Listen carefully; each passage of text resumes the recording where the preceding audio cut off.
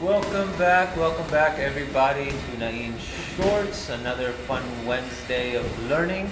We're back at Physique Magnifique 387 Grand Avenue in South San Francisco.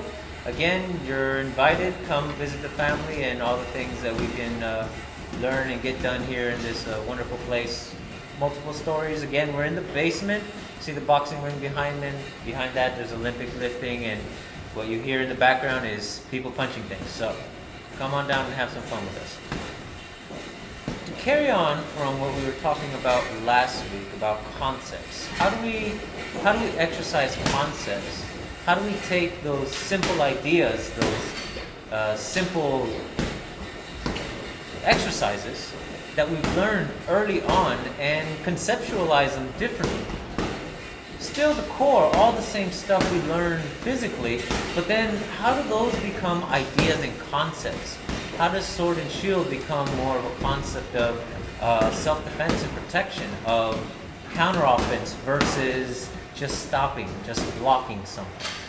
Again, today I wanted to explore the idea of crash and flowing energies. And at its very simple, it's just that. You either move against somebody's movement and you meet in the middle, or you move with somebody's movements and essentially you're behind their weapon or moving with their weapon or whatever it is that they're doing, whether it's empty hands or not. As always, we start off with the weapons because the stick is long. It's easier to track. You can see the movements. You have to have more space so you can take on all that information. But once you get past the physical stuff, how do you evolve it? How do you grow it? How do you take that movement and start conceptualizing ideas behind it? For me, even just earlier today, having a conversation with Rick about this particular video of crashing and flowing energies, my mind has been opened up even more. Now I'm getting to the concept of, okay, crashing and flowing are just these ideas that if you put into thought process, that is what the flow. The thought process itself, being able to continuously move from one idea to the other, that's flowing. And when we crash, when we have to re-engage, stop our processes in our minds and say, oh my God, what's going on? What do I do now? And recover, we actually slow down. And the person that can maintain that mental flow, say like our instructors and our masters, who physically may not be as strong or as agile as they once were, seem faster than us, seem scarier than us because their minds are so clear of what they're doing that the ideas just flow out. And students, we're so freaked out that we can't even think of what we should be thinking about or what we should do next because our brains crash. Now, that's a mental thing. That's a concept based on a physical action that we learn through sticks, through this crashing and flowing energies of receiving the energy of your opponent, whether you receive it head on or you move away from it or with it. So then you can just redirect it into a different location. And even that becomes a concept in itself of how to utilize these energies physically. So first I want to start off with the physical exercise. How do we in the Bladed Mind start talking about the flow and crash? One stick, please, Mr. Rick. Please, come in. As always, my lovely assistant, Rick. I'm kidding. He's not lovely at all. I'll show you crash. And we'll talk about that because that's actually a very interesting way to think about the idea of crash. But let's first start off with how do we work this out?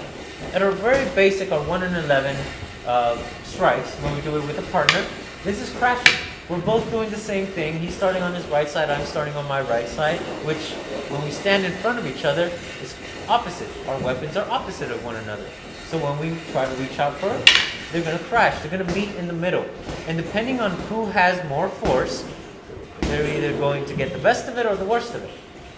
So if I was lax, I get crushed. If I put too much, I go through. Because again, it's energy being received. So even learning how to receive energy properly, how to crash properly, can give you a sense of what you can and can't do. Now, that's scary. That's really hard. I don't know if it comes across on video, but my hand freaking hurts. He hits really, really hard. The mechanical aspects of everything we've talked about till now, he's utilizing to an umpteenth level and refined to his own particular movements. But what if I don't want to crash with that energy? What if I'm not confident enough to say, oh, I can take the brunt of that force? Honestly, I probably couldn't if he went full force. So maybe I want to flow, get behind this weapon and move with the energy. But in order for that to happen, our weapons can't be opposite of each other. They'd have to be on the same side. So if he's in his chamber 1 and I'm in 2, I can flow with it. He can flow with it. And we're moving. So I'm no longer taking the brunt of his force, but I'm redirecting it. And I'm adding whatever I can to it. So now this would be the flowing. Now how do we get back? Oh, reverse. Now we're flowing again. Now we're crashing again.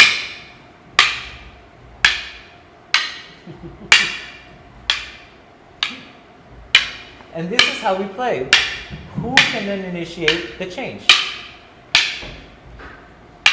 Can I double up on one movement and move with it, or crash every single time, regardless of what he does? Obviously I can't. He's better than me at that. But that little demonstration now was based off our simple 1 and 11. All of a sudden now, we're choosing when to take the energy, when to redirect that energy, when to stop it, and when to move with it. But if you think about it for a second then, as I was moving with his weapon, I was attacking his hand. I was hitting him. Now, originally my first thought was, can I really generate a significant amount of force to flow? In other words, move in the same direction that he's moving in and be able to still create that crash? Because if you noticed, every time our sticks met, it wasn't because we were trying to hit our sticks, it was because we were trying to hit each other. Which means the intent was to hit him and his was to hit me. And that's where the crash happened. If his stick wasn't there, the crash would happen at his face. That's a hit. So you can even say that at this point, as we moved along from the physical, simple movements, you can start saying that the idea of crash is now any point of contact that you make. Whether it's empty hand, whether it's with the butt, the tip, it doesn't matter. That contact is what's going to cause the damage. That's the crash of two things coming together. Which means that even if I'm moving in the same direction as him, I can still crash into him. I can still hurt that. The difference is I'm not taking any of his energy. So that's a whole nother concept now that we can evolve this idea too. I'm no longer, from our simple 1 and 11, I'm not fighting his energy and trying to overpower him. Now I just want to get all my energy into him, which means I have to know when I can move behind his weapon, when I can move in the same direction as his weapon, and all the different ways that you can accomplish that. For us, we call this a reverse, where I start off on the same side, on the opposite side as him, and I move the direction mid-flight and get behind his weapon. What if my weapon isn't at the same height as his? What if it's down here? Oh, I just went to my 1. I did from my lower to my upper chamber, as we call them. And I caught his weapon from behind. If this was a blade, I'm using the spine of the weapon. And look what happens to him. Now, because I didn't get to his hand, I forced his weapon all the way down. Did he want to stop there? No. Now I'm manipulating, using the crash and flow idea to put him where I need him to be. Conversely, if we're here, and I come in, this time I use my puño instead of the tip of my weapon. I used the reverse. I stepped in to get a closer range on his hand. And look what it did. I pulled him in. I got him out of his structure. Because I understand the energy is coming at me this way. I'd be dumb enough to stay here. But that doesn't necessarily mean that moving is the only option. What if I move him instead? What if I change the flow of his energy to where I need it to go? Now, this isn't a new concept. There are arts completely developed on the idea of how to take your opponent's energy and use it against them. The point of the way that we teach in the Bladed Mind isn't so much to usurp any of those ideas or teachings, but rather to allow the student to achieve them on their own, in their own time. Because if they can internalize it, if it comes from them, then it sticks better, and then they can play with it however they want. So, again, not anything new. It's just a different way of coming to the same conclusions. That's just with sticks, though. That's with weapons. Rick, anything? Oh no, I'm just enjoying. I'm just enjoying the conversation. I just like being a fly in the water today. I think you hit it, the nail on the head. The idea of crash flow is something that Danny will always talk about because he sees the importance of what he can give the student as far as the knowledges that go, not so much just because of the crashing and the flowing, the things that are behind it, that we then can explore and try to manipulate, as you said, and make it work for us that much better. Mm-hmm. So you're hitting that really good job. Yeah, because it then doesn't change, but you have to evolve it once you take the stick away. Once you no longer have that, say for example, he drops his stick and he throws a punch. And now our very basic parry. Now, as a parry, technically, if this punch were to continue, it would go flat, and it'll probably come back this way. It's usually a circular motion. That's how it goes. So if I parry that particular motion, you can argue that I'm moving with it, but I'm also stopping it in a way. So is it considered a crash or a flow at this point? I guess now, conceptually, you can argue that the crash and flow is now being used as the outcome. Now, if the outcome is simply to stop that from hitting you, then yes, this is a crash. If I want to move it completely out of the way, now I flowed because I added my own energy to it and pushed it in that direction. So I flowed. I changed the flow of his energy so I can get something out of it. But what if I do both?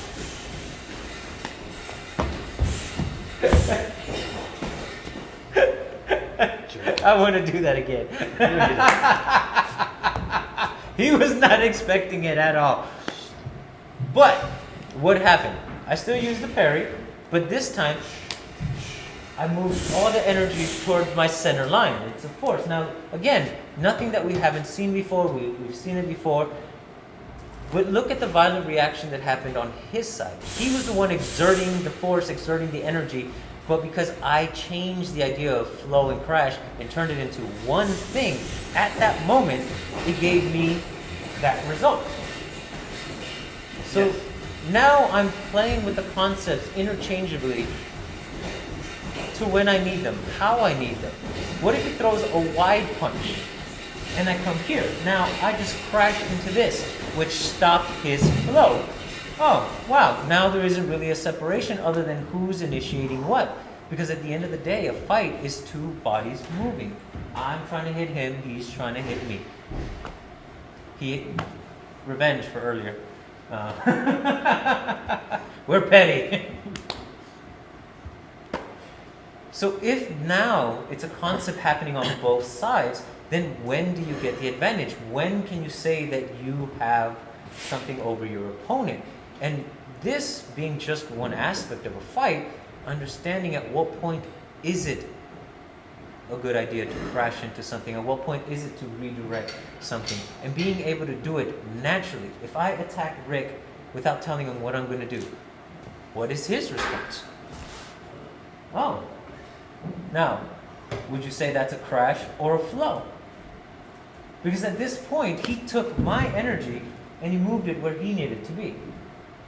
Now, it felt soft on my end. I didn't feel like I was getting hurt, so you can argue that it was a flow. But what comes next is most certainly a crash, because I'm going to feel every bit of that. The other thing that I want to point out with this little thing that I did was I actually when I stopped it here, I actually let it move. I let that. I was going to bring it up. I held it here, but as quickly as I touched it, I let it cushion. So you still, like you said, you didn't feel anything, right? Subtle piece. Awesome thing to bring up, because it does make a huge difference in my mind. If then we're talking about the concept of crash and flow being a thought process, your ideas constantly flowing. He took something that he didn't know was going to happen, and he moved with it just enough that in my mind, it was all me moving forward. It wasn't him pulling me in, which means I felt like I was still in control until I got punched in the face. Isn't that a great form of manipulation, of taking something that's already inherent in every movement, understanding it so well at any given point that he utilized it to his best ability and capitalized on what could have been because of it. Thank you very much, Rick. That was awesome. Beautiful, beautiful, beautiful, beautiful. So here we are. We took something that we initially learned with a stick. Again, as a learning tool, it's a great visual aid.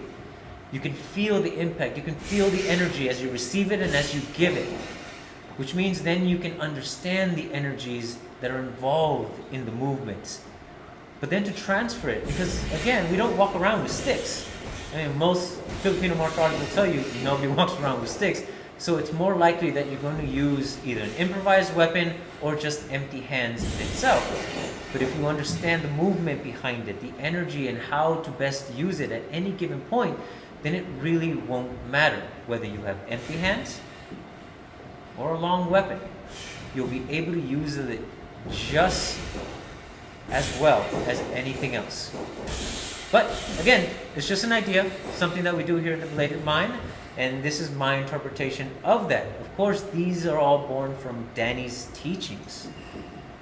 And on the subject, he has a lot more to say and a lot more physical aids to improvise and to and to get a better sense of what these concepts can really be. Because if you do not get it at that level, then it's a lot more difficult to understand the mental aspect of it, the ideas that you can later develop because of it.